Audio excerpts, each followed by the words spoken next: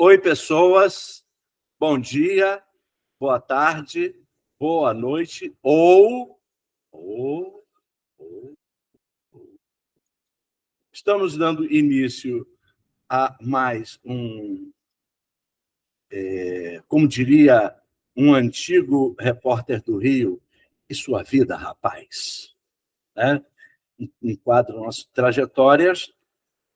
E hoje nós vamos conversar com um camarada que eu conheço. Ih, rapaz, quando eu conheci, a primeira vez que eu conheci, que eu fui à casa dele, eu passei mal, tive que sair correndo de lá. Eu acho que era problema da casa dele.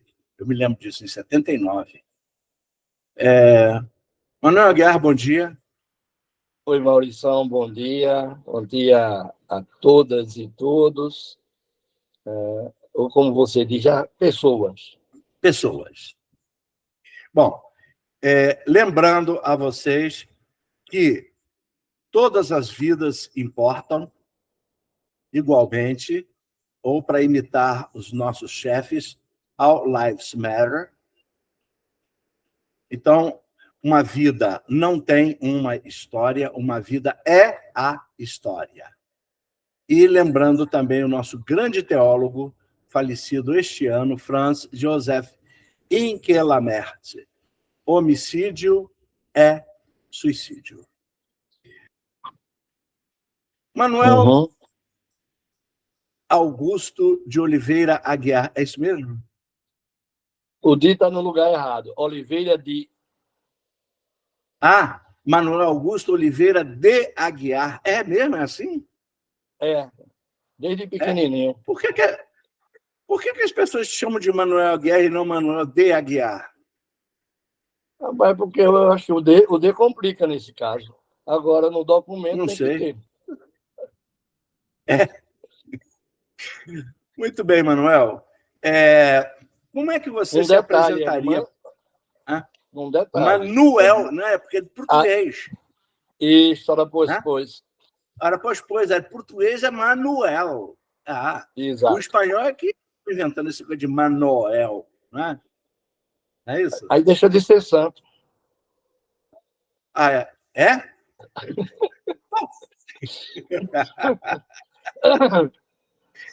Dizem, né? Manuel, como é que você se apresentaria para as pessoas que estão nos assistindo? Eu não começaria. Eu começarei falando que a primeira coisa é estar aqui, nesse momento, com esse grande amigo, né?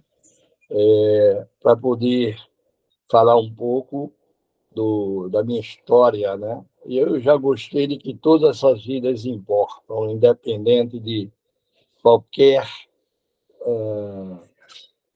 conveniência ou, certo, especificidade.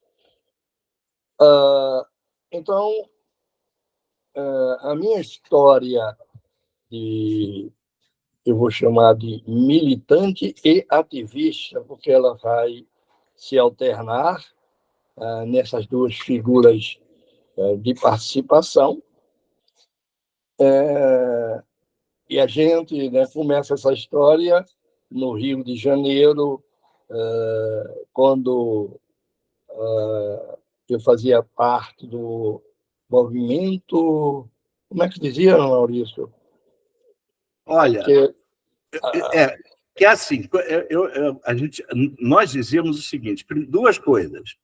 Primeiro, nós não admitíamos sigla.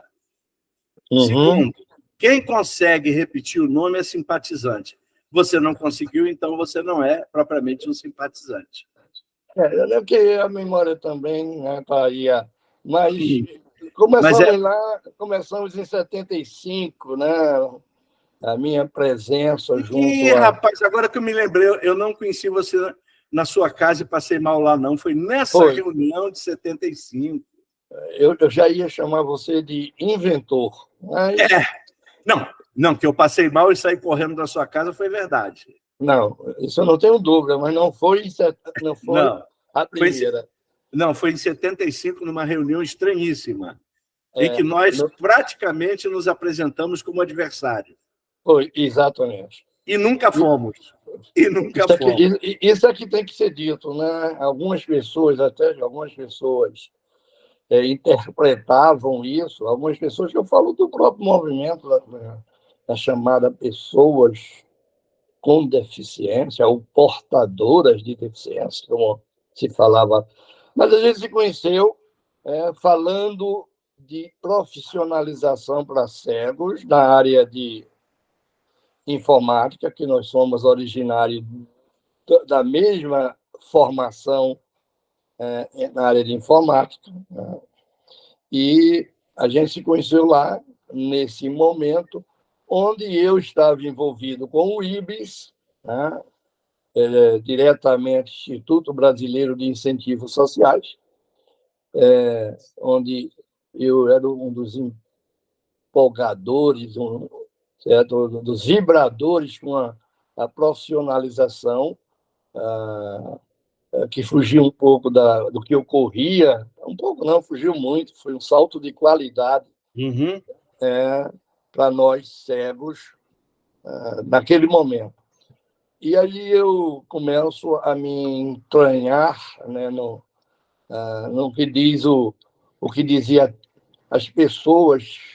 Vamos pensar, eu era ainda muito altruísta, ainda sou, mas também um otimista. Continuo sendo um cara que busca sempre abrir portas e abrir portas para o coletivo. Isso aí não era só para o meu umbigo, né? E aí a gente começa a história de um cara que sai de Recife, onde fazia o curso de administração, embora tenha começado fazendo economia, fruto de toda a militância que eu já tinha política à época, né, no movimento estudantil, aqui em Pernambuco. Eu não diria que eu fui um grande participante, mas as causas coletivas sempre me atraíram, né? E aí eu fecho o curso de administração, fiz economia, passei para administração. E passei por quê? Né? Passei porque quando eu chego na faculdade de economia da Universidade Católica de Pernambuco, eu comecei a me perguntar: que diabo eu, economista cego? Como é que vai ser isso? Né? Eu já questionava um bocado de coisa. E aí me dei também mal, em termos acadêmicos, porque eu vinha do clássico, que o Maurício fez também, não sei se... Isso. E aí acabou o clássico, e eu que queria ser um professor estudioso, né, de filosofia, descobri que o meu embasamento matemático ia ser um grande complicador para seguir em frente em economia. E aí me permita dizer com muito bom gosto e até uma vaidade que eu passei em 7º lugar na faculdade de economia, tá? Mas a vida dentro da universidade, como estudante de economia, já começou a complicar, porque gráficos, imagens, e aí danou-se. Acho que foi ficando complicado. Aí eu pulei para a administração, porque eu já tinha uma veia na área de administração, né? E aí eu fui-me embora. Aí, Manuel, olha só, vou interromper, porque eu vou chegar aí. Tá. Você já começou quase no fim. Eita, pô. Tá bom. Não, mas tudo bem. Não, vai isso lá. aí eu estava deixando por conta da sua apresentação. Tá? Eu quero te dizer que eu fiz ciências econômicas. Eu sei. Você sabe.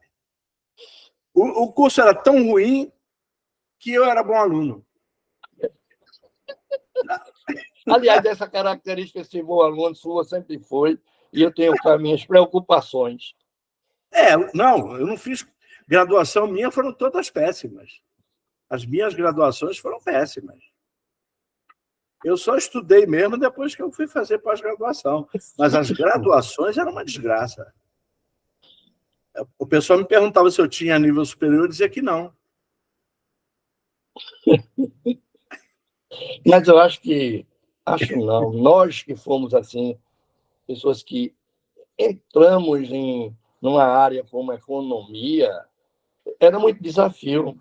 À época, se é hoje, né, a faculdade nem sabia o que fazer. Né? Quando eu chegar mais para frente, eu vou contar uma história que queriam mais ou menos impedir que eu fizesse o curso. Mas se der tempo, eu conto. Mas não, olha só, a sua infância. Você nasceu no Recife? Não, Maurício, eu sou de uma cidade chamada Surubim, no Agreste, né? Sou o terceiro filho, aliás, o segundo filho de 10. Portanto, De 10? 10. Somos 10, 9 hoje vivos. Roberto, que tinha a mesma condição que eu, cego, né? Embora não nascemos cegos. Meu pai era advogado, mas fez concurso para ser juiz, passou, e aí a gente começa um pouco de peregrinar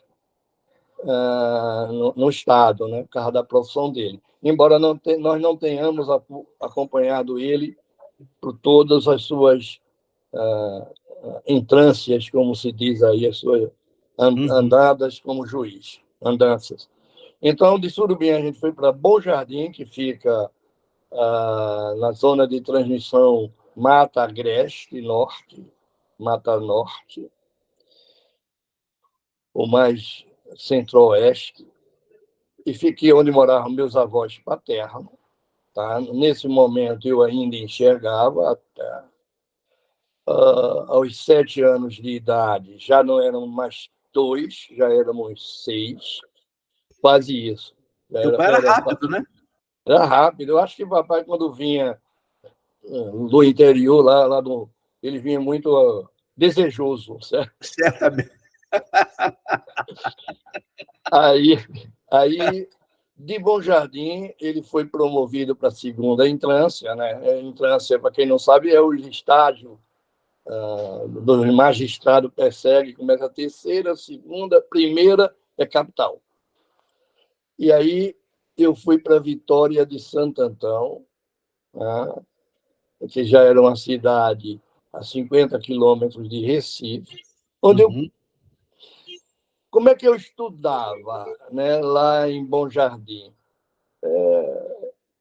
Como filho de classe média, meus pais, embora tivessem todo aquele complexo, né, de culpa que fica lá por trás, como diz aí os psicólogos, aí mas investiram no estudo. E eu tive momentos de estudar na classe regular, lá em Bom Jardim, quando eu ainda enxergava o suficiente para me locomover e para ler,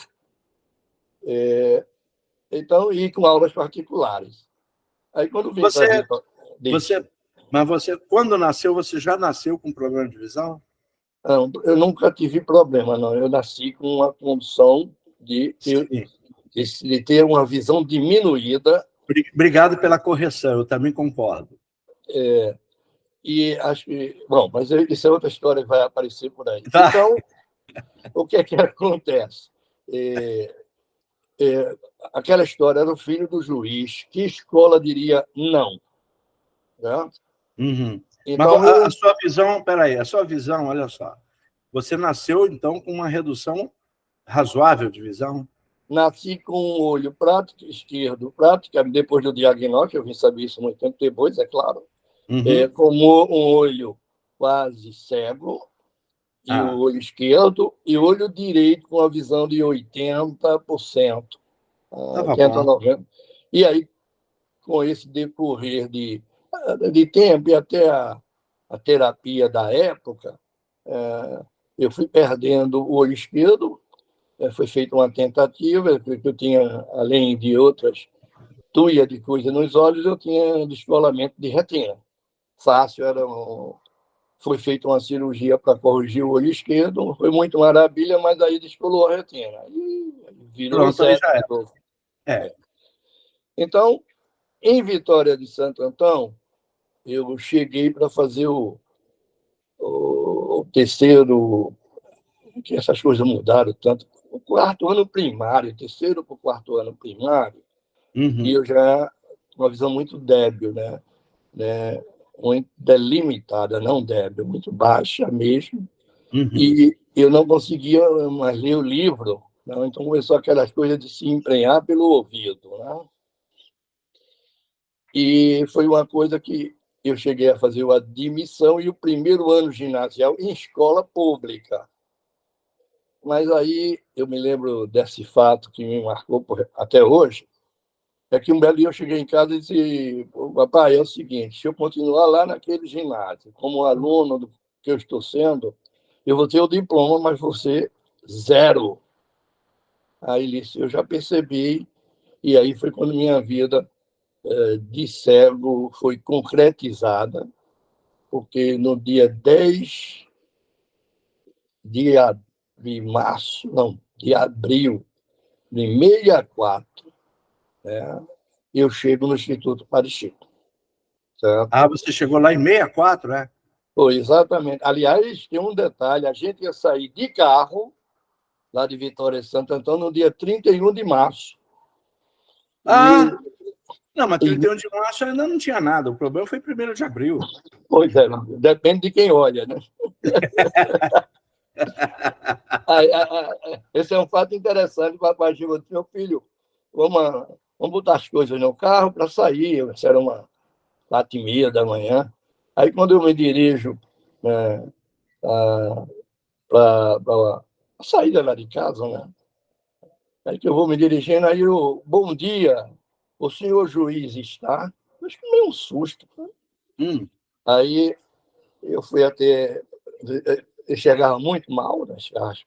Cheguei lá no portão, aí ele disse: olha, aqui é o tenente fulano de tal, que não me lembro mais, seu pai está?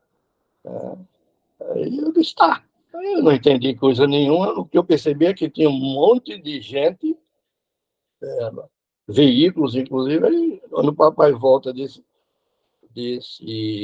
papo inicial, estavam dizendo a ele que, como Vitória de Santo Antão era um foco de aspas comunistas, né? E Chico Julião, Francisco Julião. Era de lá, é verdade. Com as siglas, como é que chamava? Camponesas.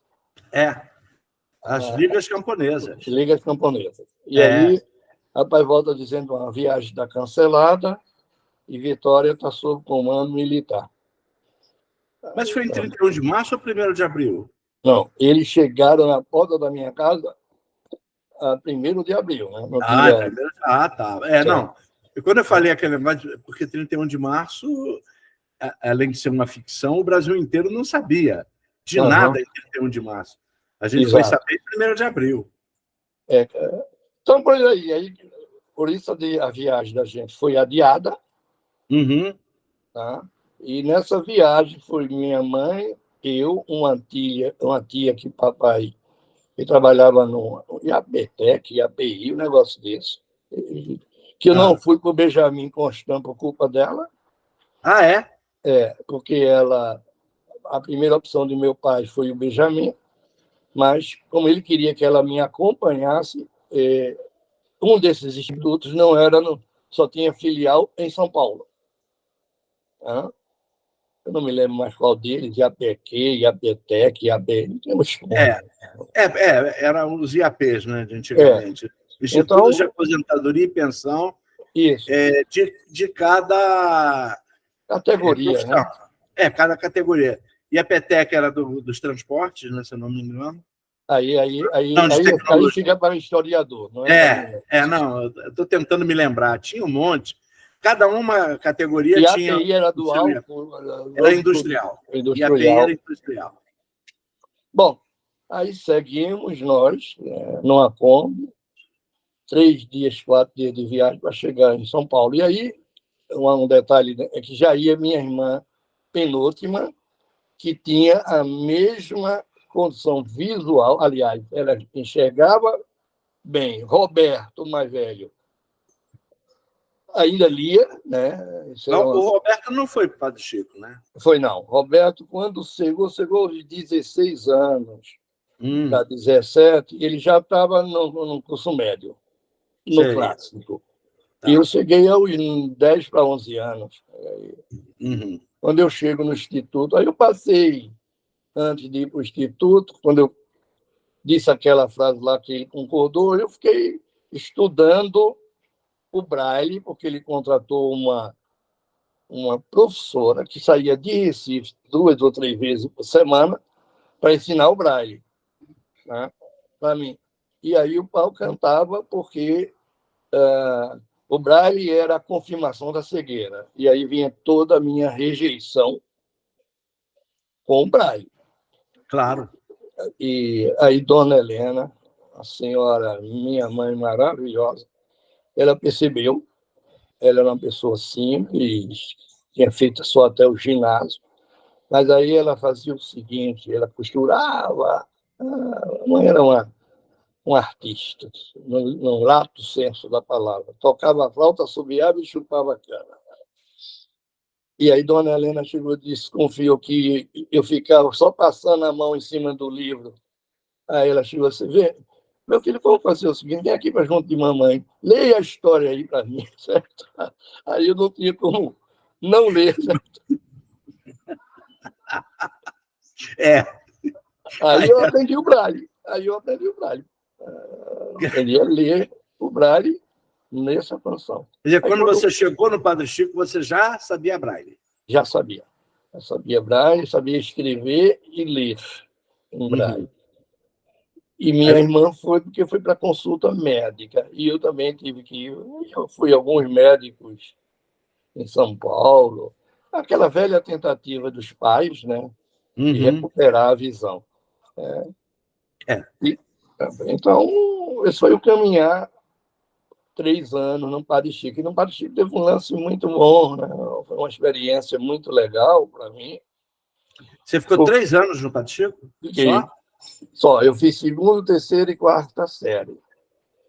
Só que teve um detalhe. Quando eu cheguei no Padre Chico para fazer o 2º ano, e conversaram lá os diretores com o papai para fazer um teste para ver se eu ia realmente para o 2º ano. Porque desconfiaram, e com razão, que eu não estava preparado para o 2º ano. Aí papai veio lá da reunião, né, e me disse, olha, os professores acham que é melhor você repetir o 1º ano. Aí eu acho, disse a ele, papai, eu vim fazer o 2º e vou fazer.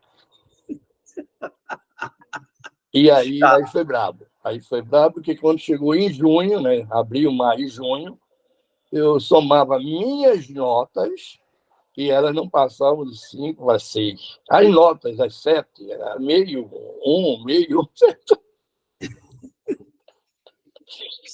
Aí eu tive a presença de um alagoano, Manuel Vieira, também cego, musicista, maravilhoso, um grande amigo que eu não sei por onde anda mais, mas à época ele ia passar as férias dentro do instituto. Aí eu ficava lá chorando mais do que bode embarcado. Aí ele, como tinham 3 Manuéis no colégio, então um era Campos, o outro era Vieira e o outro era Augusto, que era eu por causa do Manuel Augusto. E aí ele disse, vamos estudar junto? E ele era bom, ele era muito bom. E aí foi o mês de julho, que era o mês de férias, enfiado nos livros. Eu dei uma recuperada legal, muito legal. E aí, você deve lembrar disso, tinha a segunda época, né? Quando você não passava na primeira época, você tinha outra oportunidade em fevereiro. É. E tem uma coisa que eu passei mal, porque tinha uma aula de música. Peraí, essa segunda série é tudo já no ginásio, então. Você já foi para fazer o ginásio lá. Foi para fazer o ginásio. Foi para fazer o ginásio. Eu estava no primeiro ano ginasial, né, lá, tipo, o professor, meu amigo, quem descobriu o Brasil foi Pedro Alves Cabral, Pedro Alves da Silva. Aí eu dizia, eu acho que foi Pedro Alves Cabral, 9,5. Pronto. Era assim as minhas provas lá naquela época, como ouvinte. Exagero à parte, mas era por aí. 2 perguntas, se eu errasse uma, eu tinha 8. Se eu acertasse as 2, tinha 9,5. Uhum. Aí eu fiquei para a segunda época, isso em 64, em geografia. Passei nas outras, inclusive em música. Inclusive em música. Que eu era um absurdo naquilo. Né? O Manuel Vieira era um cobra que danado, tocava flauta. Ele era um musicista. Uhum. E aí, na prova a professora, eu sentei atrás dele, e aí foi fácil passar em música. Agora me diga o seguinte, tua vida lá no Padre Chico, você foi gostou? legal. Foi legal? Você se Primeiro adaptou ano, lá, porque eu já notei que você ficou interno, né? fiquei interno. Agora me diga aqui uma coisa, uma explicação. Se a sua tia ia acompanhar você, ia morar em São Paulo, por que você ficou interno? Porque acho que juntou aí uma questão econômica também, e ela morava numa pensão. E teria o deslocamento para me levar para a escola todo dia. Tá. Aí não dava para... conciliar, embora ela termine indo morar no Padre Chico. Agora me diga, porque, por exemplo, quer dizer, eu entendo esse zelo familiar de a sua tia te acompanhar para ficar lá e você no Padre Chico. Mas hoje você sabe que ela seria completamente desnecessária, né? Não, ela foi completamente desnecessária, inclusive porque teve momento na nossa convivência que ela atrapalhava e a gente teve que brigar. Né? Teve... Meu primeiro ano em São Paulo foi um ano muito sofrido, porque eu queria atingir o objetivo de provar que eu faria segundo ano. Então, foi muito focado. Mas do segundo ano em diante, foi uma beleza. E aí eu participei da JEC, porque Juventude Estudantil Católica, porque ao lado do colégio tinha um seminário central de São Paulo. Aliás, vamos lembrar aqui, o Instituto Padre Chico era religioso e, curiosamente, era um instituto. Tinha homens e mulheres, mas era regido por freiras. Exato. Né? Normalmente, escola religiosa masculina com adultos não é regido por freira. E, no caso, o Padre Chico era. Porque também tinha infantil, médio e adulto, né? Você tinha... Não, eu fiquei no Padre Chico 1 ano e meio no infantil. Eu fiquei 1 ano e meio no Padre Chico, é infantil. Entendeu? Até para criança. Hã? Desde aquela época que você é infantil. Já. Não. Pois o Padre Chico arrumou um jeito de eu não crescer muito, né? Porque, veja bem, para ficar com freira cuidando de adulto, eu acho que devia haver uma certa infantilização, não? O que você acha? Bicho, a experiência no Padre Chico passa por várias coisas. Primeiro, a consciência irrestrita da cegueira. Né? Depois... E aí você encontrou um monte de cego. Antes você conhecia cego? Não conhecia. Não conhecia. Eu soube da existência do Instituto de Cego de Recife, que não era, à época, uma boa referência pedagógica, também era internato. Era, claro. Mas a avaliação lá do papai, doutor Zé Albino, que eu hoje tenho consciência que ele estava certo, né? Eu botar para o Benjamin ou para o Parixi. Mas se você tivesse ido para o Benjamin, nós teríamos nos conhecido lá, porque eu estava lá em 64. Exato. O que acontece, por exemplo, eu fui assim muito... Eu fui presidente do Grêmio. Mas essa sua JEC, você participou da JEC? Participei. E foi aí quando eu tomei consciência do que estava existindo no mundo brasileiro. Porque a JEC, a despeito do regime militar, porque tinha JEC, JOC, JUC, era tudo de esquerda. A JEC que você participou também era de esquerda? Era, sim. Tinha lá uns seminaristas muito bons. Mas a gente não foi proibido de ir para lá, mas foi limitado. A um determinado momento, ficou limitado, principalmente as pessoas que estavam se identificando com aqueles seminaristas, filhos, padres. Né? Então, no Padre Chico teve umas coisas muito, muito interessantes. Uma vez eu arrumei uma encrenca lá, né, porque eu estava lá os meninos, né? Inclusive, fui padrinho de uma menina, Valquíria, que eu também não sei para onde ela foi, que existia muito isso, né? Deixava lá e sumia a família. Eles faziam isso, né? Às vezes, para batizar. E às vezes a criança já era batizada com 7, 8 anos, eu me lembro disso, e eles escolhiam os mais velhos para batizar. Né? Na minha época existia isso, quer dizer, na sua, então, deve continuar. Continuou. Aí eu estava lá assistindo uma aula, eu sempre fui muito curioso e também contestador das coisas que eu discordava. Né? E geralmente não tinha grandes argumentos, mas tinha uma vida prática. 2 anos que eu faço um parênteses,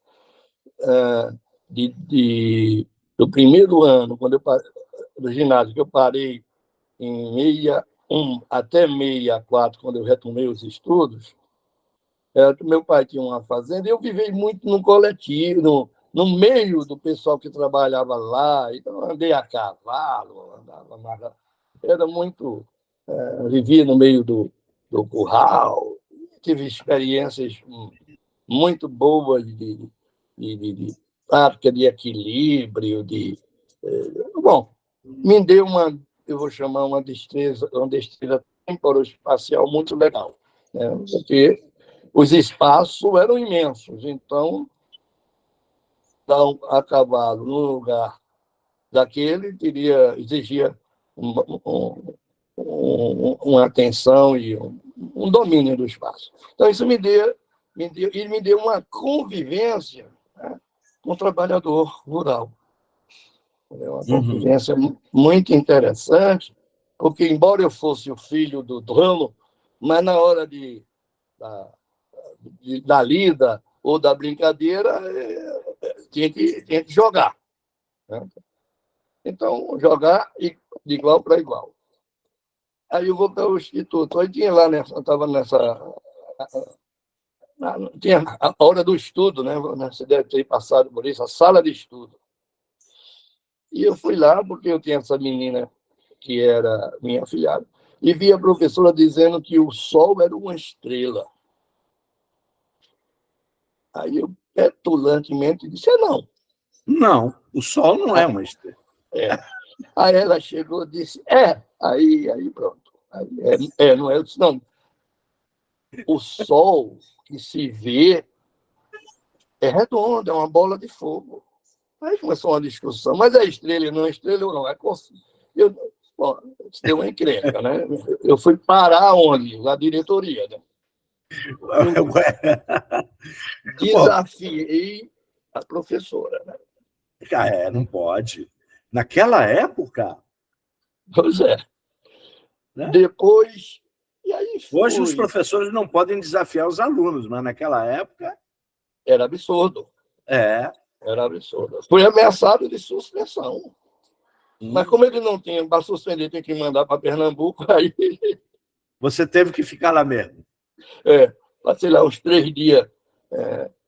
Vá pensar no que você fez, certo? E aí aprendi, e tinha lá uma irmã Luísa, que era uma pessoa mais aberta Essa do era do meu grupo, tempo. Essa eu era conheci. mais aberta, dizendo, mais para o contexto tradicional de uma escola católica, certo? Uhum. Com todos os limites que tinha na época. Ela me ouvia nas minhas ponderações na questão da educação da criança, da cegueira, de como é que. Eu me lembro de uma discussão que eu tive com ela, eu disse assim, irmã Luísa, o problema é que isso aqui dentro é o céu, é o paraíso. Lá fora, onde eu vou viver, é o inferno. E precisa ser preparado para isso. Então, o Padre Chico, eu não sei se no Benjamin era assim, era um mundo maravilhoso, né? E real. O Benjamin, digamos que, claro, que não era como você viver fora do Benjamin, mas eu te garanto que não era o Padre Chico, porque eu sei que não era. Uhum. Eu tive a experiência de sair do Padre Chico. Criança, eu tinha 10 anos. Saí do Padre Chico e ir para o Benjamin Constant, meu amigo, a diferença era absolutamente absurda. É porque tu era com freira, né? Não tinha freira no Benjamin. Não tinha, não. Era laico, embora tivesse uma capela e tal, mas você não era obrigado a ir à missa. Inclusive, existia, quando eu cheguei no Benjamin Constant, você tinha, além dos católicos, você tinha os espíritas, kardecistas, que estavam metendo bronca, e os evangélicos, lá dentro do Instituto, sem restrição nenhuma. Isso aí já é democrático, né? Onde eu estudava, você tinha. Teve um tempo lá que eu virei um beato número 1, porque eu ia todo dia de manhã à missa. Claro, mas tinha que ir. Não, todo dia não. Você tinha obrigatoriamente que rezar o terço meio-dia e de noite ir lá também rezar não sei o quê. Isso, exatamente. E tem um tal de reza para dormir, acorda para rezar. Era na hora do almoço, do jantar, reza para agradecer e depois reza para agradecer porque comeu. Certo? E tinha uma frase que era para dormir e para acordar: com Deus me deito, com Deus me levanto. Exatamente. Nossa Senhora e seu divino manto. Eu não sei o que quer ver, mas... Tinha essa história. Mas era isso. E eu não me dei muito bem com essa história, porque eu, lá no dormitório, eu sacaneava. Né? Como eu tinha mais habilidade do que determinadas pessoas, de correr no meio das camas, e tinha lá um senhor Ramírez, um espanhol grosso. Ele acordava você dizendo, batendo lá a palma, galera, você me levar, tá vendo? E quando você cochilava, ele ia lá e derrubava um colchão com você no chão. Era bem dentro. Aí um dia eu me vinguei com ele, porque eu arrumei lá um cordão e amarrei a cama dele, um cordão resistente, na cama da frente da dele, né? Que eram 3 fileiras, uma nas pontas e uma no meio do salão. E ele chegava, ele era porteiro do seminário. Aí eu me vinguei dele porque ele me derrubou. Aí eu amarrei o cordão exatamente na passagem, né, entre as 2 camas. Aí ele de noite vinha, né, ele só acendia a luz do quarto dele. Ele tinha um privilégio de ter um quartinho lá para ele. Aí o cabo se enganchou no filtro e saiu catando tostão, foi uma confusão. Amor, esse Manuel. Mas quem foi que fez? Aí, meu amigo, como as pessoas não sabiam mesmo, e eu fazia cara de certo cínico. De Manuel? No caso de Manuel, não, de Mané, né? No caso ali, você era Mané. E aí desce todo mundo, e vai, se para. Aí chegava a irmã Luísa, e a irmã Luísa aliviava a barra, dava um esporro, né? Uhum. Mas eu acho que ela dizia, isso é coisa de filha, adolescente. Peçam desculpa, seu... Desculpa, pronto. Aí estava resolvido. Pronto. Mas foi muito boa a experiência, né? A convivência coletiva de novo, né, Maurício? Aham. Quer dizer, Coletiva. essa sua vivência com cegos, né? Para você foi fantástico. Quer dizer, você começou a conviver com cego mesmo. E lá tinha Isso. muito aluno, lá tinha muito, de Tinha todas as presença. idades, né? Tinha. E foi uma experiência legal, primeiro porque você se identificou, né? Uhum. Você se identificou, embora a rejeição à cegueira ainda existisse na minha cabeça. Mas também eu dizia assim, não, o anel faz isso, o fulano não faz. Faz, se der, vai dar oportunidade. As pessoas não são iguais, mas tendo a ferramenta, ela pode aprender. Teve uma história maravilhosa. Vocês conheceram o Antônio Vaz, lá no Instituto Padre Chico? Não me lembro. Ele era um cara que enxergava um pouco, mentiroso, morava lá para a banda de Aparecida. Aí, a máxima dele, que a turma usava muito com ele, era o seguinte: ele disse que atravessou o Rio Paraná de um lado para o outro 2 vezes, e quando saiu da água estava suadinho. É mesmo, rapaz? Não, esse era bom, esse, né? Se Mas um aí, pantaleão perto dele era brincadeira, né? aí houve o seguinte: eu, aproveitando a presença de um padre Orliense, que tem uma cabeça que revolucionou, ninguém era obrigado mais aí a igreja, não sei o quê.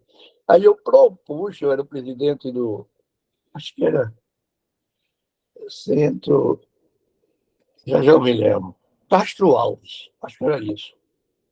Centro Educativo, Literário, acho que era isso, Castro Alves. E eu era presidente, fui eleito lá. E aí eu propus, né, que havia uma coisa muito, para mim, muito gritante, a questão de homens e mulheres não se tocavam.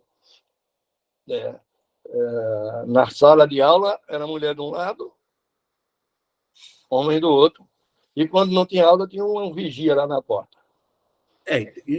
Aliás, você sabe que toda a desgraça do mundo está exatamente nessa possibilidade desse toque, né? Exatamente. E aí eu propus a Oriente, né, como presidente, não foi a ideia foi minha, mas foi uma proposta do Grêmio, que a gente fizesse no domingo reuniões, certo? Lá na beira da piscina, tem uma área no auditório, para discutir temas. Qualquer, escolhi lá um tema. Né? E as pessoas sugeriam, e claro que caiu sexualidade, né? Uhum. Amor, não sei o quê. E aí, como era o esquema? O esquema era o seguinte: todo mundo no auditório, só a turma do ginásio, claro. E aí trazia uma pessoa que falava sobre o tema e depois dividia em grupo misto de 10 pessoas, assim. E cada um ia lá para aquele... Ela tinha uma área boa, externa, para umas mesas, tinha bancos, sabe? E aí já discutia o tema. E, no fim, cada grupo vinha lá e apresentava sua interpretação daquilo.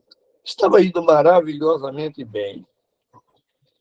Esse sem vergonha desse Antônio Vaz termina estragando a história, porque ele namorava uma moça que trabalhava no colégio, às escondidas. E aproveitou um domingo desse para ir namorar nos fundos do teatro, lá por trás. Aí foi flagrado no bem bom lá e deu uma confusão. Aí acabaram. Pronto. Primeira coisa foi: tá vendo o que Manuel inventa?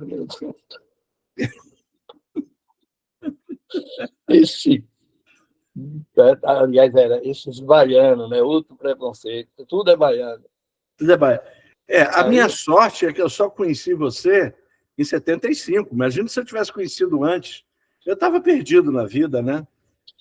Rapaz, a gente tinha feito uma dupla onde botar menino cego para subir pau de sebo. Era um absurdo, mas era engraçado, o senhor Benjamin Constant fazia parte da festividade junina. Pois é.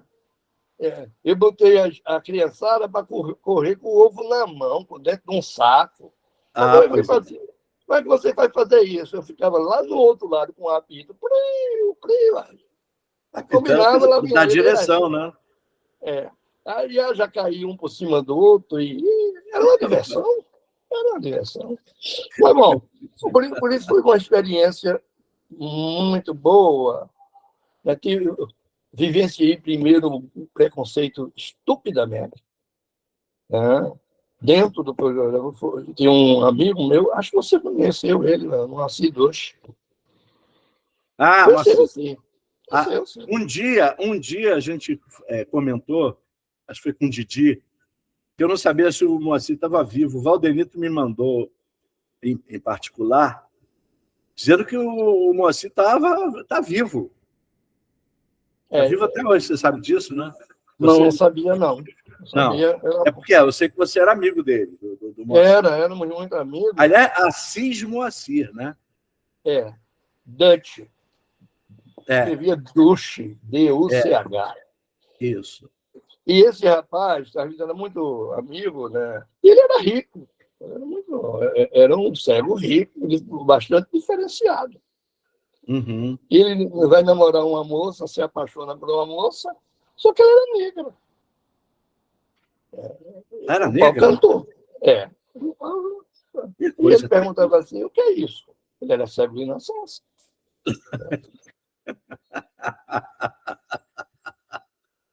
E tinha outras lanças. Aí você via o cara cego negro, tinha lá, eu diria que sorrateiramente se segregava. Se segregava disfarçadamente, evidentemente. Né? Um bom observador. Então, foi uma experiência legal, muito legal. Aí a melhor delas foi que... Aí foi quando eu disse que eu terminei me desentendendo, de fato, com minha tia, porque ela mexeu e conseguiu ir morar... Porque lá no colégio tinha umas voluntárias, né? Sei. Tinha. E ela, eu não trabalhava meio expediente, então, para ficar mais perto de mim, foi ser voluntária. Então, ela chegava de 13 horas, era de 7 às 13, eu acho que ela trabalhava, e a partir daí ela ficava lá no colégio, prestando serviço lá. Mas aí era pior, aí foi muito pior, porque era uma vigilância diária no meu calo. Bom. Não precisava da disciplina da casa, a sua tia já estava ali. Já estava lá. E aí, o que é que acontece? Eu doido para fazer, na época, chamava locomoção. E eu frequentava a Fundação para o Livro dos Cegos no Brasil. Você frequentou lá? Você chegou a frequentar? Eu fui lá porque eu queria fazer locomoção e a alternativa era lá. Era a única que dava esse curso? Né? Mas aí você tinha que passar por um processo inicial de um acompanhamento psicológico que me irritou profundamente, até que eu... Mas você ia sozinho para a Fundação? Não, eu ia com minha tia. Tua tia. Tá. É porque, digamos assim, era perto, mas era distante. Era perto, mas era distante. Eu sei que era o seguinte, eu arrumei uma encrenca lá na Fundação, porque eu não queria mais fazer aquele acompanhamento psicológico, e o cara começava a dizer que eu perguntava sobre meu pai e minha mãe, eu dizia que era uma pessoa maravilhosa. E ele queria dizer que não era porque maravilhoso, ao invés de dizer Yassamim, certo? Como que ele sabia que não era? Pois é, porque a teoria era aquela que super protegia e não sei o quê. Aí eu arrumei uma encrenca lá e não fui mais.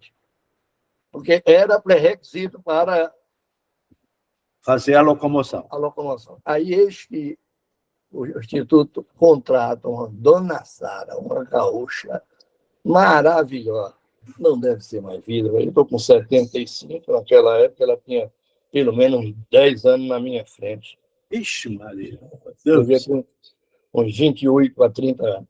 Mas se ela tomasse chimarrão todo dia, ela está viva. Pois é. Aí, cara, foi maravilhoso. Foi um dos primeiros a se inscrever.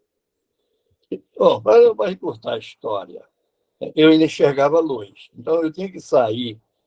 Depois, a primeira, segunda, terceira aula foi dentro do colégio. A quarta, acho que foi uma semana dentro do colégio. Da segunda em diante, era na rua. E eu tinha que sair com aqueles óculos de não sei se você chegou a conhecer, todos compridão que usa o soldador. Né? O soldador usa para proteger. Sei. Eu nunca usei isso não, mas sei. Aí o que acontece? Eu saí com aquela coisa feia da rua. E por que tinha que usar isso? Porque eu tinha um resquício de visão. Você claridade. De noite eu levantava a cabeça e ia seguindo os postos, certo? Ou seja, eles não davam locomoção para quem enxergava a luz, tinha que ser cego total. A premissa era essa. Bom, cara, para contar a história, eu fiz o curso em um mês.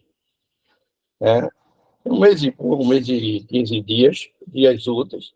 Dona Sara, abismada comigo. Certo? E aí veio o mundo, né? Aí eu ia para o Rio de Janeiro conhecer Maurício Vendo. Bom, vamos lá. Então, você ficou no Padre Chico até 67, terminou o ginásio e voltou para Pernambuco? Voltei para o Colégio Nóbrega e aí tive um momento muito de dualidade na minha vida, porque meu irmão Roberto, que sempre foi um cara estudioso pra cacete, certo? Tinha passado no vestibular da Universidade Católica e o primeiro lugar de toda a universidade. Aí eu passei a ser o irmão de Roberto. Isso é bom, né? Passou a ser o irmão de Roberto. Pronto. E aí tudo se cobrava no padrão de Roberto. E ainda tinha que ouvir, seu irmão nunca tirou um 5. Ele também era Roberto Augusto, não era? Não, era Roberto Puro, Roberto Oliveira de Aguiar. Não tinha Augusto. Não. Bom, ainda bem, né? O papai dizia, eu não sou mais Elbino, eu sou o pai de Roberto. Ora. Então, isso foi bom e foi ruim, né? Marcou, porque o padrão que se exigia de mim, em casa, em qualquer local da cidade de Recife, naquela época, que conhecia a gente, é o gênio. O gênio cacete. Eu me lembro de uma discussão com minha mãe sobre... Ele chegou, botou em cima da mesa um monte de medalha que o Roberto tinha recebido, umas 10, 15 medalhas, né? Era o orgulho dela. Aí eu disse, mas não tem a que eu tenho. Aí a mamãe disse, como é? Aí eu fui lá na gaveta e tirei. Ele não tem de honra ao mérito por amizade. Nossa, que isso? Eu caí no Padre Chico, honra ao mérito pela amizade, por amizade.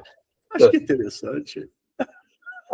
Aí seu irmão nunca conheceu um quarto lugar. A mamãe conta de trás para frente.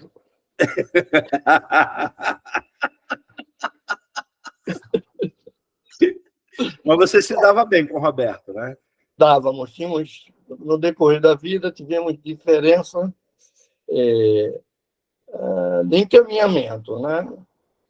Porque a minha visão do coletivo sempre foi predominante. E eu sempre busquei esse caminho para crescer, fazer algo pelo coletivo.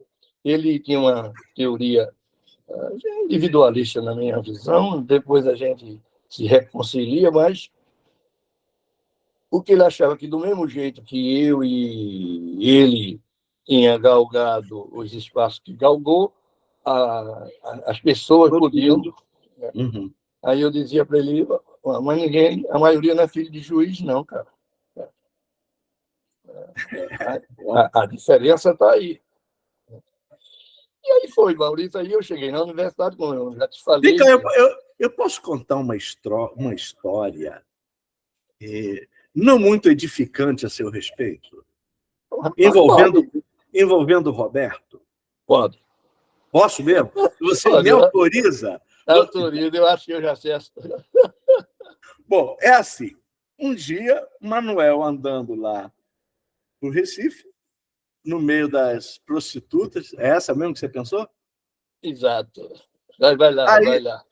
Aí o Manuel andando, batendo papo com elas e tal, só isso, é claro, batendo papo, não sei o quê. Só que o Manuel disse que o nome dele era Roberto. Aí um dia, Roberto passou por lá, só que ele estava com a namorada. Que foi mulher dele depois. Foi mulher dele, isso. Aí quando o Roberto, que os dois se pareciam razoavelmente, né?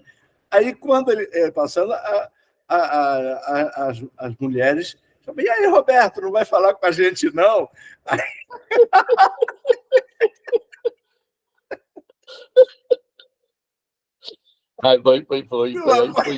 Aí foi nós cegos. Não, essa história, quando você me contou, eu achei o máximo. Achei fantástico.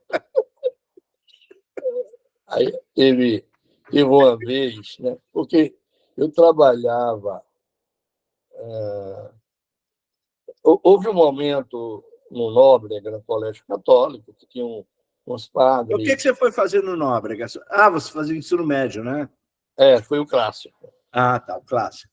Aí tinha um grupo que estava se preocupando que Recife era, né? Não era só a fama, era de fato um local onde a prostituição era muito grande. E havia uma preocupação da congregação, principalmente com as meninas que jogam, tinha 13 anos, vinha do interior e terminavam se prostituindo.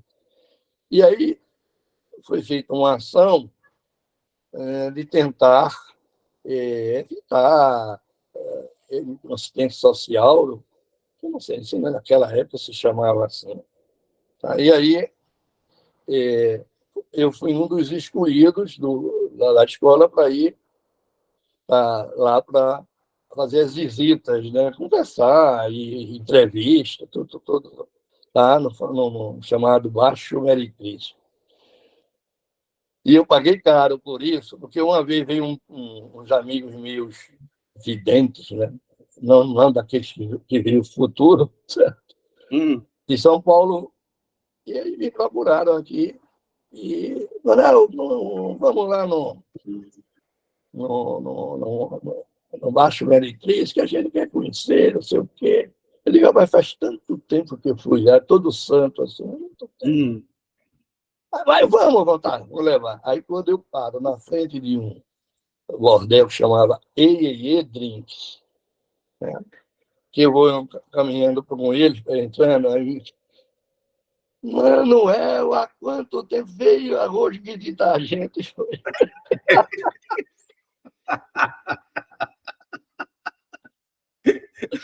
Pois é.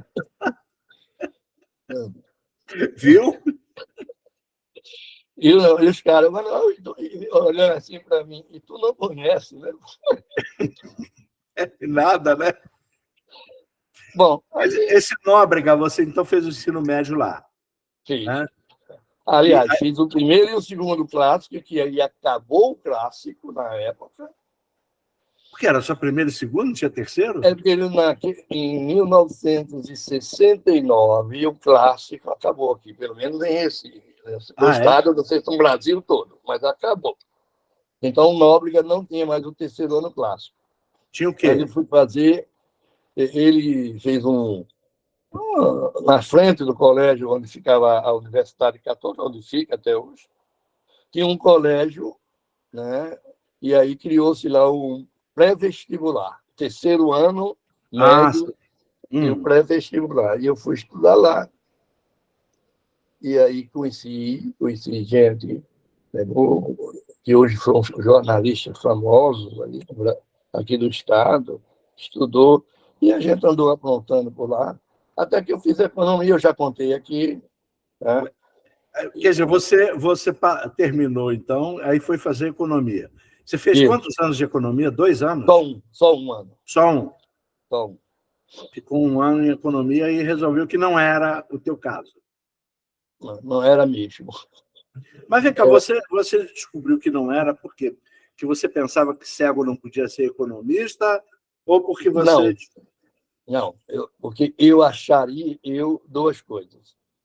Eu falei aqui, o embasamento matemático eu não tinha, eu vinha do clássico. Uhum. Certo? 2, muito gráfico, os livros que eu comprava para ler, quem ia ler? Não tinha quem lesse. Certo? E aí você se empenha pelo ouvido sempre. E termina se virando bem ou mal, dependendo da sua desenvoltura. Então, aliás, as disciplinas de economia, tudo com gráfico. Macroeconomia, microeconomia, contabilidade, não sei mais o quê. Tudo tem gráfica, tudo na base de gráfica, é verdade. E minha mãe fazia o desenho, eu e minhas irmãs, em cartolina para mim. Era uma mão de obra. E eu sofria muito, porque eu não lia o livro. Né? Eu lia pedaços do livro, porque ia estudar coletivamente, e alguém lia, mas era pedaço, era sobre aquele assunto naquele dia que teve a oportunidade de estudar junto. Uhum. E isso era uma dificuldade real e me angustiava profundamente. Aí fui fazer administração, porque eu tinha... Era mais simples, mas não foi tão simples, não foi. As dificuldades eram as mesmas, embora como as matérias eram mais teóricas, né? Tinha menos matemática, né? Não tinha... Né? E aí eu fui embora, até que um professor meu de processamento de dados chegou para mim lá um dia e disse: Manuel, eu estou vendo aqui, eu trouxe uma revista com a notícia do curso de programador para cegos em São Paulo. Né? Foi Jair Galvão, e disse: Manuel, eu acho que você se daria bem nisso aqui. Você ainda fazia o curso de administração enquanto isso? Aí eu estava no segundo ano de administração, porque o primeiro ano foi eu peguei aquela mudança de regime seriado para que lascou tudo, que eu rodava a universidade todinha para assistir aula. Isso. E aí eu fechei no segundo ano de administração, aí eu fui lá para São Paulo, onde eu falava aí do IBES, fazer o... Em que ano você foi para lá? 75, foi quando a gente se conheceu. Foi em 75 mesmo? Foi. Eu estive lá até 74. Foi, você é da segunda turma, eu acho que foi da terceira. Isso, da segunda. Depois eu soube que era a terceira, mas na época dizia que era a segunda. Diziam que era a segunda. Mas, na verdade, era a terceira. Provavelmente você ouviu falar de mim lá em São Paulo. Quem não falou de mim? Eu ouvi, porque eu estudei com o Cleonice. Não, Cleonice, você estava trabalhando aqui no Rio, lá no Rio? Você estava quando eu conheci você no Rio de Janeiro. Você estava namorando com Cleonice. Mas ela trabalhava no IBGE. Ela já estava trabalhando no Rio. Ela já estava no Rio, mas ela foi minha colega de classe. Foi, lá no Padre Chico. Lá no Padre Chico. E aí, aí vem a história do IBES, né? Eu toda a minha desenvoltura dentro. Me lembro que a turma me chamava de... Desculpa, me chamava de morceguinho, certo? porque eu tinha uma boa de locomoção. É mesmo. Aham. Aí saía lá esse apelido lá da turma do Caveira, lembra do Caveira? Claro, Caveira foi meu amigo de infância, no Benjamin Constant. Sim. Caveira é meu amigo de infância, no Benjamin Constant. E ele vai para São Paulo em 72, né? E eu vou... Não, ele vai em 73. E eu vou... Ele vai em tipo janeiro, fevereiro, e eu vou em agosto. Uhum. Entendeu? Então ele estava um semestre... Quando eu vou para São Paulo... Celso, né? Celso Leonel. Celso Leonel. Uma É. figura. A gente chamava ele de Caveira, mesmo quando ele engordou, a gente continua chamando ele de Caveira. Eu conheci muito magro, Ele era realmente a Caveira. Ele era magro. Magérrimo. Engraçado, eu era tão magro quanto ele e não me chamaram de Caveira. Mas é porque ele já era o Caveira, né? Eu não podia ter dois, né? Você poderia ser a alma do Caveira. Alma.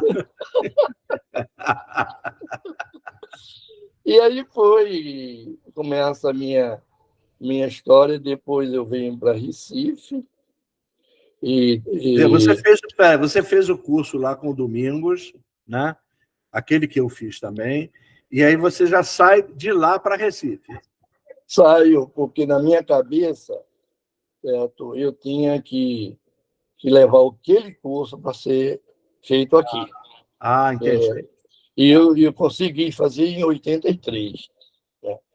Foi quando eu fiz o primeiro e único curso de formação de programadora para cegos, aqui junto com a IBM. E aí, você, quando foi para Recife, você foi logo para a Chesf? Foi imediatamente para a Chesf? Não. Não, tem um pedaço de aí que precisa ser dito.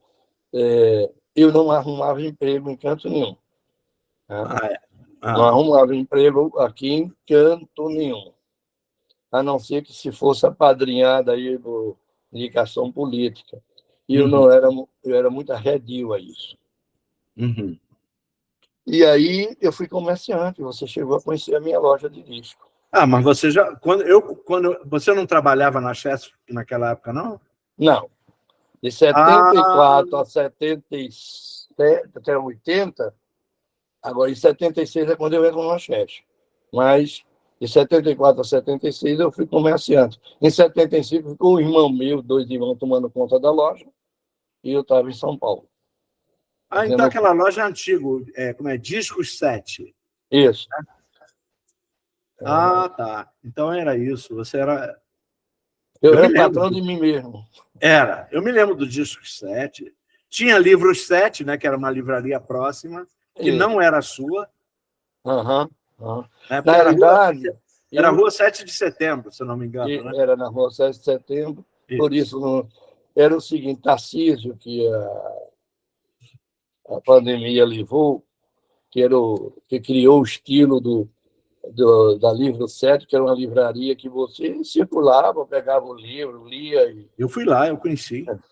E aí ele me chama, quando ele já está no... Você conheceu já no Casarão, quando você teve, já era que aí era o pai dele, dono do bar, que funcionava nesse Casarão.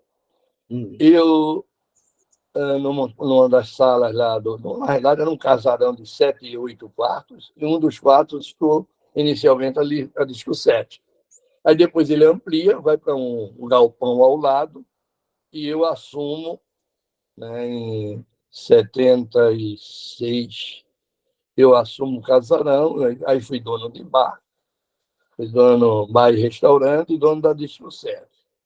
E a Disco 7 tinha um diferencial, você sabe, que era só música popular, né? E fiz lançamento de disco lá, Gil, Clara Nunes,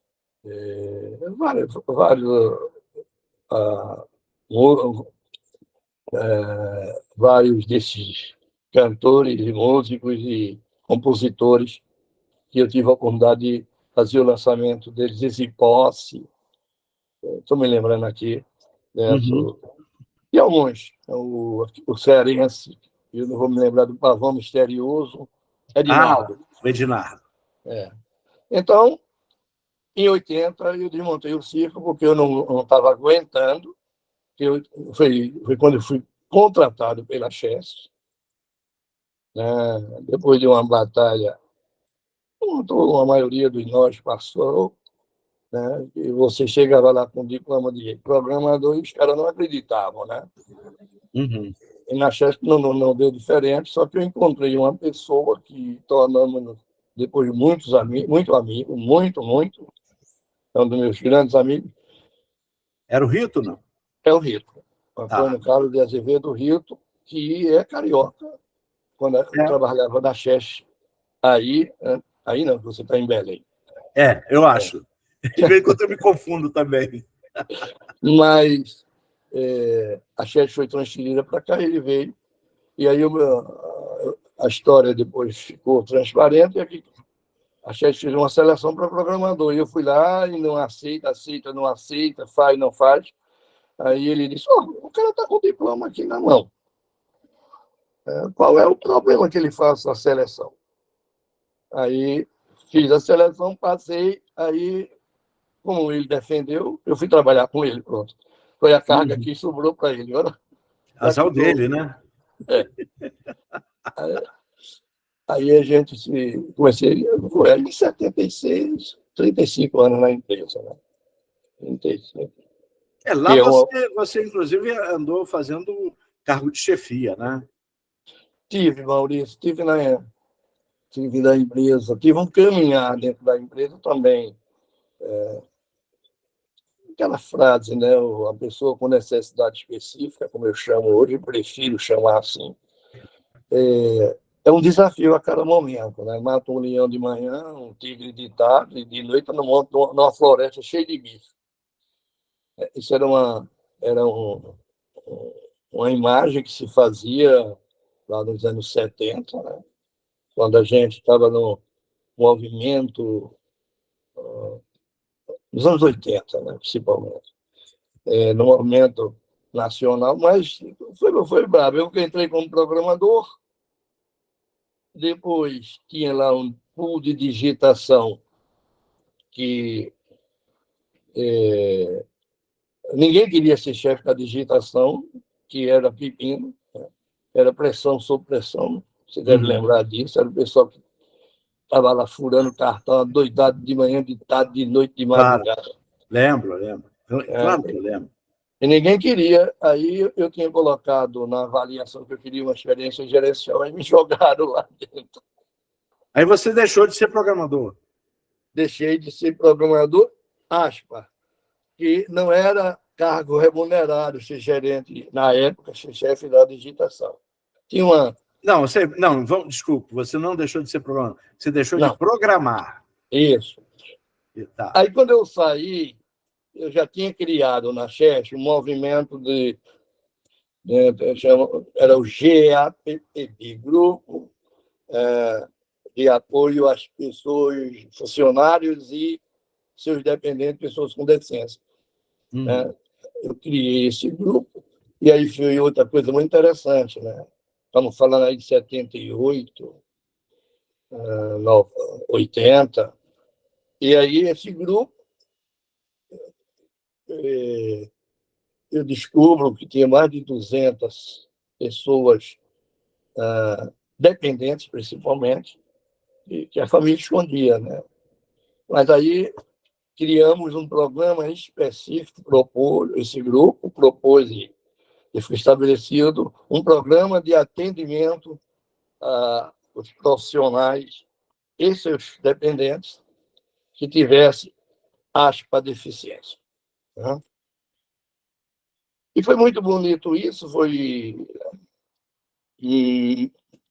uma coisa bonita. E aí, resta o seguinte, na campanha para eleger o diretor de benefício da FACHES, que é a Fundação Chess, eu fiz campanha para que a primeira mulher fosse diretora. Né? Uma menina militante do movimento estudantil e e trabalhadores, e aí ela ganha. Aí ela me chama para ser assessora dela, né? Por consequência da criação desse grupo. Uhum. E aí eu já tinha feito... Daí foi um caminhar muito legal, porque eu depois fui analista, né, de sistema. Você Antes de chegou a ser... ser analista. Você chegou a Foi. ser analista. Ah. E eu queria sair da... Você também fez sistema porcaria como eu fiz? Fiz. Ah, bom. Não, então você foi analista mesmo. Com certeza. Aí era o seguinte, você chegava a ser programador, mas dali para frente você não saía. É, era aquele... Tinha que dar o salto para ser analista. Aí Senão depois... a carreira acabava num determinado ponto e você... não ia para lá. Mas eu nunca fui quieto, né?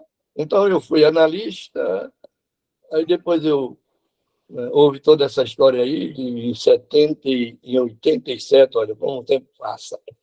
Em 87, a gente... foi quando houve a eleição e eu fui convidado para ser assessor da diretoria de benefício da Fundação Chess. Que aí foi outra experiência interessante, porque veio aí, como é que o assessor da diretora, um cego assessor, né? Sempre tem aquilo, né? Um cego programador, um cego analista. Bom, certo. Nossa. E aí, depois eu fui ser gerente da então, divisão tem um nome de benefício, que era quando se passava a aposentadoria. Que foi uma experiência muito boa, porque eu comecei a viver uma experiência com as pessoas idosas. E com as pessoas não idosas, mas que se aposentavam aos 45 anos de idade. Né? Que interessante, é. Aos 45, é? Porque era engenheiro eletricista, que tem lá Tá. o nome... O tempo de serviço era Bem 25 anos. pouco.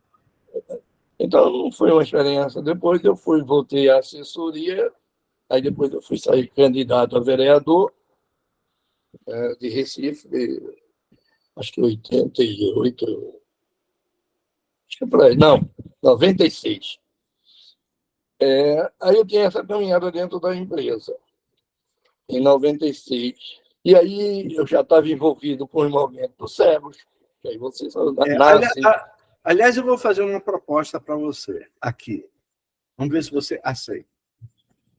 A gente deixar essa sua militância para uma próxima. A gente faz a sua vida em duas partes. O que você acha? Opas? Eu acho bom. Sabe por quê? Porque a sua militância... vai gostar muito, não, mas... Não, é que a sua militância foi muito intensa. Não dá para contar, entendeu? Não dá para contar em pouco tempo assim. A gente vai ter que fazer uma divisão aqui. Né? Ok. Então pronto. Então, depois da experiência na FACHES, na candidatura de vereador, que eu tive 1.300 e tantos votos, mas não fui eleito porque eu era do PV. Aliás, você ficou no PV muito tempo, não é não? Fiquei. Saí do PV quando ele começou a não ser mais verde. Pois é, eu me lembro que eu falava com você, mas, Manuel, esse PV... Aí você me diz, mas lá dentro tem de tudo, não sei o quê. Eu chamava o sinal de trânsito, tinha vermelho, amarelo, verde, azul. Tinha tudo no PV. Aí ele perde a característica inicial dele, né? A ideologia. E aí eu caí fora dele. Bom, mas voltando à vida profissional na Chess, eu volto para a informática, que eu era analista de sistema. Certo? E eu volto para a Chess, depois da campanha, e caio na superintendência de informática da empresa. Aí era uma moça que era superintendente. Não, mano, legal, você disse, você vai trabalhar com assim, assado. Aí, ô Sandra, eu não sei mais nada disso, não. Faz tempo que eu não trabalho nisso, né? Não, e o pior é o seguinte, se a gente deixa um tempo, a gente não sabe mesmo. Claro, eu era um mau usuário do terminal. Pois é. Aí ela, aliás, antes dela teve um outro rapaz que me botou como ouvidor da superintendência. Foi uma experiência, né, que eu era o padre, eu dizia que era o confessionário, que a turminha lá jogar os problemas, né? E que iam dos problemas profissionais aos individuais. Foi também outra experiência de curto tempo, que não me deu nada, não me agradou, não. Aí a Sandra vem com uma proposta, aí eu disse a ela, eu não tenho nada, a não ser que você me esqueça, um mês aí, um ano aí, eu estudar. Esse negócio lá, linguagem de objetos, sei lá o que é isso. Era meu, rapaz. Nem eu lembro mais. Mas... A gente que programava em Assembler, pô, eu cheguei linguagem de máquina. Na empresa que eu trabalhei, não cheguei a trabalhar com isso, mas eu sabia. Pois é, sabíamos. Nisso, o curso que o senhor Domingos Cessa Neto era um embasamento danado. Era, eu acho. Eu acho que quem saía do curso do Domingos, rapaz, não era brincadeira, não. Não era brincadeira, não. Sabia mesmo. Depois, aí eu existia na CHEST um comitê intersetorial de ciência social, que era um comitê composto por representantes das 5 diretorias que trabalhavam, isso era 97, 98, por aí, que trabalhava com a área social. Aí eu fui lá falar com um cara legal, uma pessoa maravilhosa, né, que tinha sido diretor da CHEST. Aí o cara olhou para minha cara assim, eu contei isso, aí se levantou, vem cá, Manuel. Vê que coisa marcante. Aí entrou na sala, lá, uma sala, tinha 2 birôs. Aí ele disse, pronto, você pode sentar nessa aqui, você agora é do comitê. Ele era o presidente do comitê. Você, em 15 minutos, de 20, 30 no máximo, de conversa, aí eu fui transferido, entre aspas, para esse comitê. E aí eu começo uma outra fase dentro da empresa, que foi a fase de fazer a empresa acessível. Aí foi muito legal. Antes eu também queria contar uma história que eu achei muito engraçado que você me contou, que você tinha um colega de trabalho que tentou convencer uma camarada da limpeza que você não era cego, que você fingia. Como é que foi essa história? Que você se fingia de cego. Era. Rogério Cardoso, isso era na Fachete. E a moça, né, era da limpeza, e quando eu vinha, eu percebia que ela estava varrendo, eu parava. Né? Cumprimentava. E eu não usava bengala, que era outra irresponsabilidade. Né? Outra irresponsabilidade. E aí ela parava, obrigado, fulano. Margarida, o nome dela. Obrigado, Margarida. Aí ela ia para Rogério fazer, seu Manuel enxerga. Aí Rogério disse, ele é cego. Não, seu Rogério, ele enxerga. Então faça o seguinte, quando ele vier aí, que você estiver varrendo, deixa a vassoura no caminho para você ver.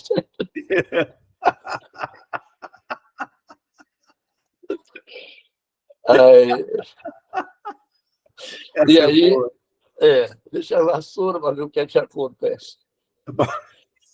Aí, mas ela levou muito tempo para ela se convencer. Eu uma vez chamei ela, eu era gerente da divisão, e era no primeiro andar. E aí tinha uns cinzeiros, né, que se fumava muito naquela época, no corredor. Naquela época você fumava dentro de sala, dentro da sua sala, com ar-condicionado. Exatamente. Eu, inclusive. Você, inclusive, né? Aí eu chamei ela e disse, olha, a senhora não mude de lugar, o cinzeiro no corredor. Mas por mais seu Manuel, fica sempre no mesmo lugar. Assim, olha, como eu sou cego, né? Se você mudar, eu perco a referência. Mas ela não acreditou. Aí ela pegou, mudou de lugar, né? Lá vem eu disparado pelo corredor, mas deu um bico no cinzeiro, daquele cinzeiro grande, plão, saiu cinza para tudo quanto é lado. Sujeira lá. Que também era para pegar papel, né? Tinha um lugar lá que também jogava papel. Aí ela acreditou. Não é. Mas eu volto para a Xexe, né? Quando eu saí em 96 da FACHES, vou para a campanha, não sou eleito, volto para a Xexe, e aí começa essa história em 98, na Xexe, mas eu tinha aí, entra na militância, né? Deixar para o outro. Eu fui convidado para não deixar a militância fazer uma pesquisa sobre o número de pessoas com deficiência do Estado. Aí eu saio, passo 6 anos fora da empresa. Mas dentro da Xexe, em 2007, quando eu retorno, ou seja, de 98 até 2006, eu estou dedicado à questão da pessoa com necessidade específica. Mas quem te pagava o salário era a Xexe. Era. A Xexe não liberava assim, não. Não, quem pagava... Deixa eu corrigir. O Estado pagava meu salário. Certo? A Xexe liberava, mas o Estado tinha... Mas o Estado... Mas era compatível com o que você ganhava na Xexe? Era assim. Ela pagava, o Estado pagava o meu salário. Agora, tinha um risco altíssimo. Promoção zero. Bom. Certo? Se você passasse 20 anos, quando você voltasse, era o salário de 20 anos atrás. Uhum. Tirar as correções, evidentemente, legais. Mas promoção, você... Esqueça. Uhum. E aí eu volto para a Xexe, e aí foi quando eu começo uma outra disputa dentro da empresa. A empresa tinha que cumprir a lei de cota e não cumpria. Aí fomos para a justiça, deixaram a única porta, a justiça. Aí a Xexe perde na primeira instância, aí me chamam, a diretoria administrativa de operação me chama, e eu disse, olha, vai perder de novo. A Xexe tinha que ter 280, não me lembro o número exato, e tinha 75, porque a maioria desses 75 ou já entraram por alguma concessão, claro, uma pessoa com necessidade específica, ou tinha ficado por acidente. Ou acidente de trabalho, ou acidente doméstico, sei lá, chamar assim. E aí começou uma briga, e aí eu fiz um trabalho, foi muito bonito. Até minha aposentadoria, foram 7 anos de agitação, de treinar pessoas, porque de repente, quando a Xexe perdeu a segunda instância, me chamam de novo, aí eu estava, me permita, eu estava muito puto, porque uma empresa... Aí eu disse, você vai servir o que para a empresa? Uma queimação nacional? Eu vou perder de novo. E aí a justiça deu em X dias, não me lembro mais, ela chamar o pessoal do Banco de Reserva, a pessoa com necessidade específica. Uhum. E eu tinha proposto um programa que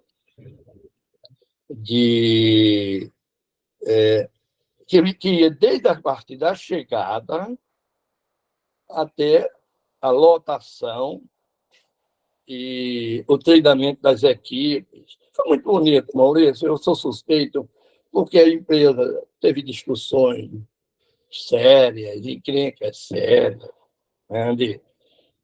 Teve gente muito sincera que chegou para mim e disse: olha, não mande nenhum deficiente para mim que eu não quero. Bem objetivamente. Esse era fácil você conversar. O pior era aquele, não, estou aberto. Eu também sempre preferi conversar com aquele que era direto. Né? Quando alguém dizia assim para mim, pode deixar que eu te apoio, eu já sabia que eu tinha perdido.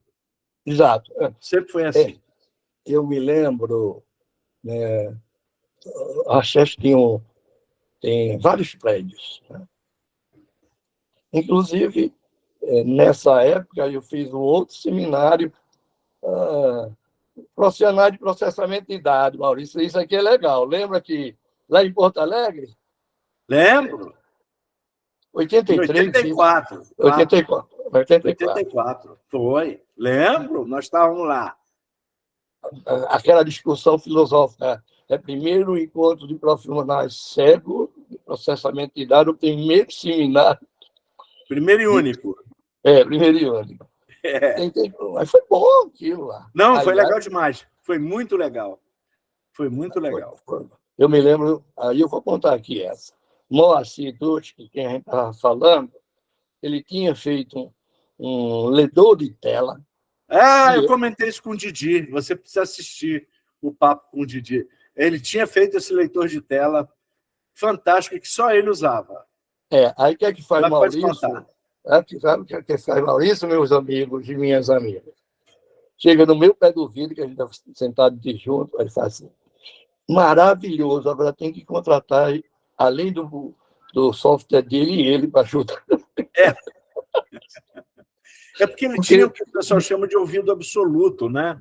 Então, era cada um tocava uma nota, né? E você tinha que identificar a nota que correspondia a uma letra. Era baseado no código Morse. Não sei, ele tocava aquela... E ele lia mesmo, a gente sabia que ele lia, que ele botava aquele negócio, aí fazia... Ele dizia, tá escrito isso. Você está maluco, rapaz? Eu conheci ele na casa dele, ele desenvolvendo isso, que ele era um apaixonado por comunicação no rádio amador. Aí, eu não me esqueço disso. Maravilhoso isso aí. Agora tem que levar o software e ele junto para trabalhar. Ele para trabalhar. Naquela época, o pessoal estava iniciando as tentativas, né, de usar software para a gente poder usar o computador. Né? Porque, na verdade, a gente trabalhava, mas a gente trabalhava... Com apoio. Com apoio. A gente programava. Digitar, perfurar cartão era fácil. Agora, e quando introduziram na empresa, e na minha empresa introduziram logo, porque era o IBGE, era de ponta, introduziram o monitor. Então, você não ia mais digitar, furar cartão. Durante um tempo, nós fizemos isso. Mas acabou. Acabaram com a digitação. Acabou. E aí, aliás, tem um projeto de você e do IBGE, que era a Leda que pilotava esse... A Leda, Com a Leda, porque é o seguinte, o primeiro programa, tentativa de programa, para a gente poder ler em braille, né, o que saía do computador foi feito pelo Domingos. Exato. O Domingos era um protótipo e a Leda resolveu, quando a gente foi para o IBGE, aí a Leda ela resolveu desenvolver o nosso apoio para testar, para fazer as coisas, mas a cabeça de programação toda dela. Tá? E aí esse foi efetivamente o primeiro grande programa que permitia a gente ler as saídas do computador. Né? Programar, compilar programação, corrigir e tal. Foi esse programa saído do IBGE, que aí era a empresa do governo, foi distribuído gratuitamente. Né? Foi. Mas teve um outro projeto que Leda também pilotou, era uma danada. Não, em 84, ela pilotou com outro camarada que trabalhava com ela, mas esse era de fala, com base na linguística. Que não tinha nada de... Não era nada personalizado. A primeira música que aquele negócio soletrou e cantou é Cidade Maravilhosa. Eram os protótipos da época, né? Porque a gente tá, porque o que acontece? A gente trabalhava com o que o pessoal chama de mainframe, mas os chamados PCs ou microcomputadores estavam começando a invadir o mercado e nós não tínhamos acesso nenhum a isso. Zero acesso, né? Zero acesso. Tinha nada, nenhuma possibilidade. E isso ficou até muito tarde. A gente ficou sem computador. Pintaram o terminal burro, né? Hã? O terminal burro. Eu me lembro que já na década de 90 começou a pintar alguns programas, os JAWS. O DOSBox entra em 94, final de 94, né? E a gente começa a usar minimamente os micros. Mas até então, até 80 e pouco, tinha essa proposta de projetos, né? Foi muito interessante, foi uma fase muito...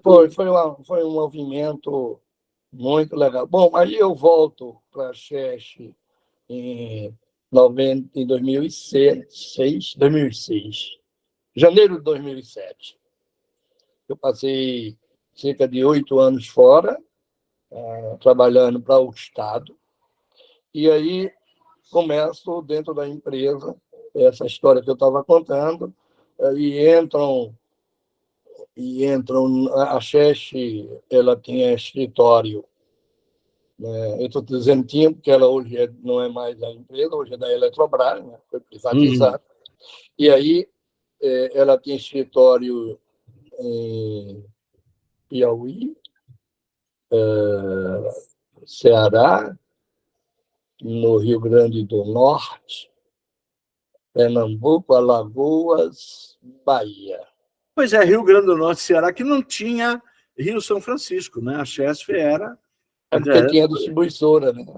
Era ela, as linhas... as distribuidoras, tá, entendi. As linhas, né? Sei, tá. Aí foi muito bom. Foi o que eu estava falando, discussões várias, quando eu falava, tem que adaptar o banheiro, era uma confusão, a parte de arquitetura criava sempre problemas, porque achava que eu estava querendo inventar, e piso tátil começou a aparecer dentro da empresa aí, não é para botar aqui, não, mas a norma diz, essas empresas eram muito legalistas, tinha que estar na norma. Se não tivesse na norma, aí botou os pisos táteis, eu acho que até nas paredes, exagerando aí as coisas. E aí entrou aí, neste momento, em 2008, 2007, 2008, entraram pessoas surdas, pessoas cegas, pessoas usuárias de cadeira de rodas, muleta. E aí as pessoas começaram a conviver, né, com a realidade, né? O que era de peninha começou a ser o concorrente, né? E as pessoas chegando na sua cadeira de roda, né? E tinha também os oportunistas, que me lembro de uma cena de um companheiro que não vou citar o nome. Não, senão ele processa você. Ele chegou na minha sala, né? Eu era coordenador do programa de acessibilidade e inclusão da empresa. Ele chegou lá dizendo que queria que ele fizesse uma proposta para a empresa pagar a gasolina dele para ele ir para o trabalho. Aí ele disse, fulano, eu achei a ideia redonda. Agora eu vou propor que pague para todos. Você topa? Porque só para os deficientes, como você está dizendo. E você não precisa dividir carro, não, porque você engraça de graça no ônibus. O cara saiu arretado da minha sala. E eu ganhei um inimigo. Né? Bom, claro. Mais um, né? E aí foi. Por exemplo, como ela tinha... O primeiro mapa tátil de Pernambuco está lá na Chess, que a gente fez um mapa tátil de todo o complexo da empresa, para que a pessoa cega ou não cega, o que quiser, soubesse localizar onde estava a área Y, a área Z da empresa, os prédios e tudo. Você está lá na frente da empresa, lá no hall da entrada. Uhum. E tem lances gozadíssimos. Colocamos sintetizador de voz no elevador, né?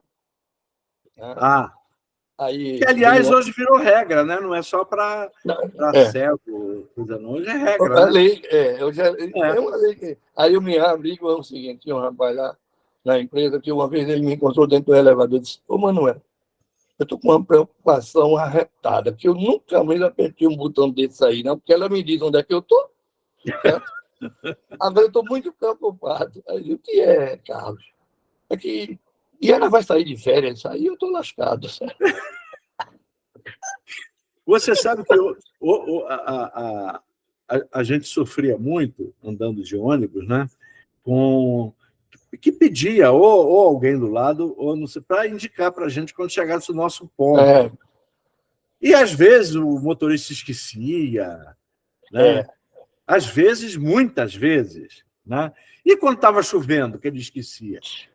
Mas você sabe que hoje, rapaz, as pessoas estão usando o celular. Maravilhoso. Você está entendendo? E isso não foi feito para cego. Exato. De vez em quando eu digo isso. Olha, a gente se apropria de muita coisa que não foi feito para nós. Rapaz, eu estava há um tempo aí atrás, conversando lá no Instituto de Cegos aqui de Recife, com alguns companheiros cegos, né, que estavam reclamando: porque o Vox não faz isso, o JAWS é caríssimo, e o NVDA, e começaram a reclamar, né? Aí eu disse: cara, eu concordo que a gente busque sempre aperfeiçoar, certo? Mas se eu tivesse essa tecnologia que está aí na tua mão, no celular, que diz por onde tu estás passando, certo? Eu era piloto de nave, porra, certo? Pois é. Para de reclamar. Se eu tivesse essa tecnologia que nós temos hoje, nossa. Não me lamento, mas não acho que você tem que se lamentar. Porque o pessoal, quando chegou agora, já pegou muito touro domado, né, cara? Muito. Mas essa história de passar... Até hoje eu pago um preço aqui porque eu fui contra a gratuidade no transporte coletivo. Até hoje. Eu já paguei preços altíssimos, que eu também sou. Aí vou contar um lance aqui para você, muito interessante. Isso, e depois a gente começa a terminar esta parte. Bom. Aí eu estava na parada de ônibus e você entrava pela frente, a gratuidade pela frente. Aí eu fui me dirigir para trás, porta de trás. E o cobrador botou a cabeça e dizia: ceguinho. Ela falou assim: não, amigo, eu quero entrar por aqui. Certo? Aí, vai, não vai. Aí a turma da calçada, a mesma coisa. Deixe de ser convencido, certo? Metido. Aquilo foi me irritando. Aí o motorista resolve sair. Aí eu agarro no aquele varanda, aquele negócio eu já fiz isso, Aí eu agarro. Aí foi gozadíssimo. A turma da calçada: motorista, você quer matar o ceguinho? Mudou no ato. Eu já fiz isso também. Bom, Manuel, olha só, então, conforme nós combinamos, nós vamos fazer uma segunda parte, porque não dá para contar essa sua vida assim fácil, né? Entendeu? Eu ia levar o dia inteiro aqui, pô. Vamos lá, eu acho bom, mano. Eu acho que você está fazendo uma coisa muito legal, sabe, Maurício? E aí, não é por nossa amizade, mas pelo trabalho em si. Você está ouvindo os cegos, né? Você vai dar um material. E depois ouvir também não cegos, né?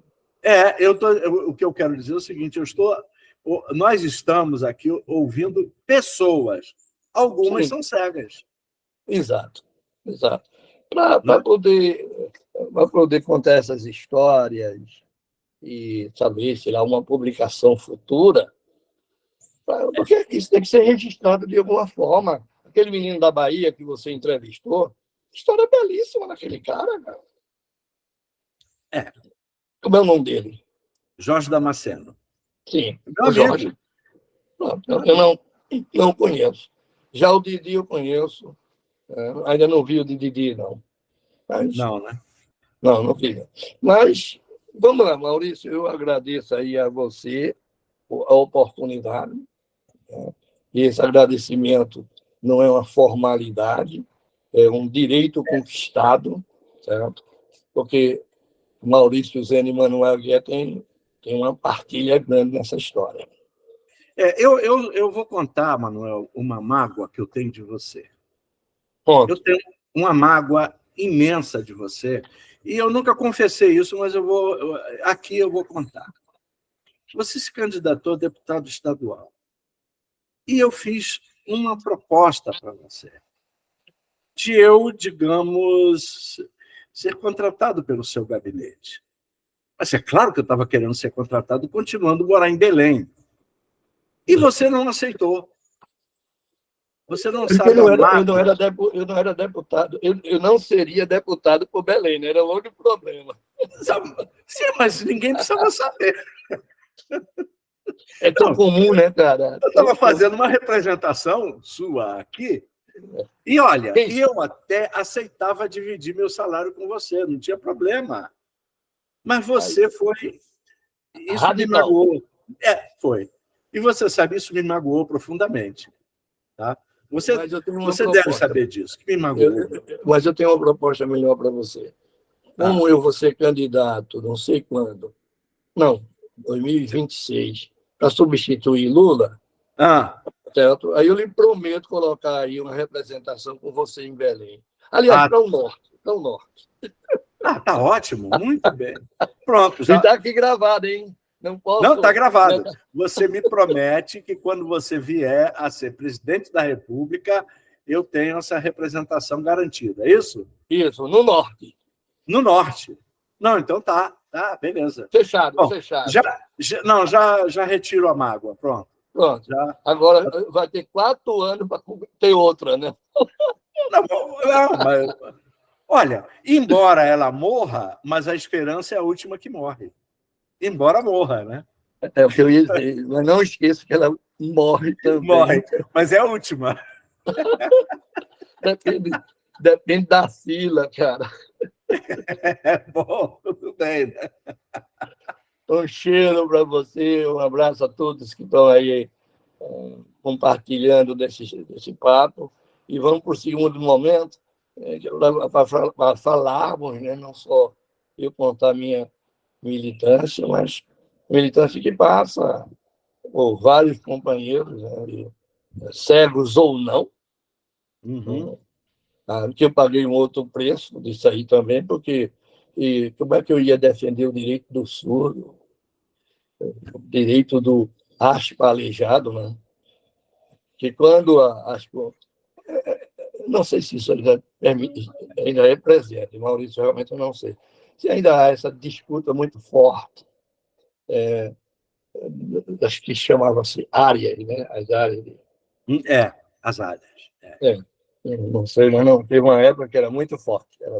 Não, agora todos eles estão enquadrados como pessoa com deficiência. Agora não tem mais que disputar muita coisa, não. É tudo pessoa com deficiência. Eu não gosto dessa palavra. Maurício, um beijo. Até a próxima. Até a próxima. Bom, pessoas, não se esqueçam de se inscrever no nosso canal, dar aquele like se vocês gostaram, comentar, criticar, dizer qualquer coisa que vocês quiserem, tá? Estamos aqui para ouvir o que está sendo dito e tal. Agradecer muitíssimo mesmo e não se esqueçam, todas as vidas importam e homicídio é suicídio. Obrigado e até uma próxima com Manuel Aguiar de novo. Até, pessoal. Até.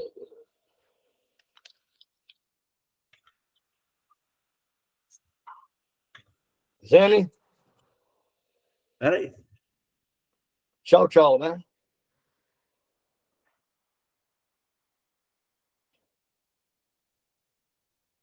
Cadê? Não está conseguindo desligar, não, né? Não achei aqui. Eita, acabou a fita. É? Ah, tá aqui. É que eu passei batido. Estou parando.